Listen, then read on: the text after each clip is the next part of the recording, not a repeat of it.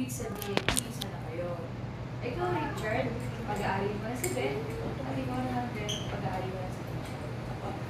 Bago tuluyang mangyari yun, ikaw muna Ben, andito ang iyong mga magulang. Ngayon ikaw ay mag-aasawa na. Umulit.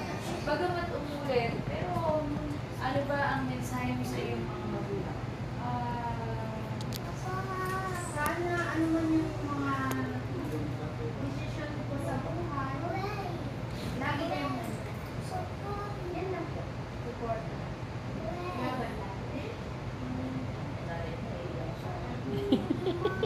Second time around. Ngayon ba, ikaw Richard, ano ba ang mensahe mo sa iyong mga magulang ngayong ikaw'y mag-aasawa na?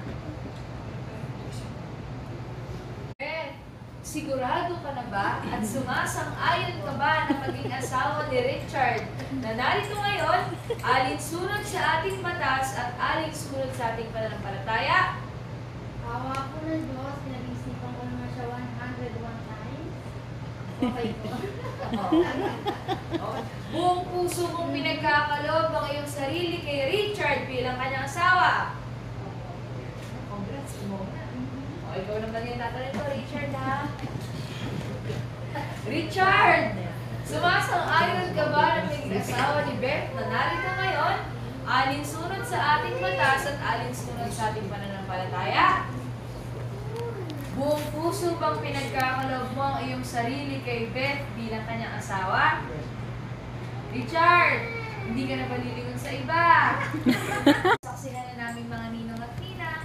Andito na po tayo sa parte na bigayan ng singsing. Akala ko naiwan mo sa 13 kapag ito. Akala ko naiwan mo sa 13. Okay? Kunin mo muna, Richard, yung singsing na isusot mo sa kaliwang kamay ni Beth.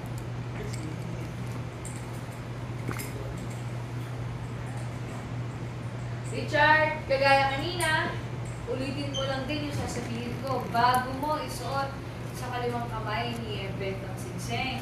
Pero bago yun, Richard, ano mo na yung personal moment sa isang asawa?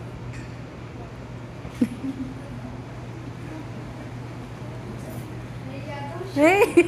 Meron naman ako hanggang bukas.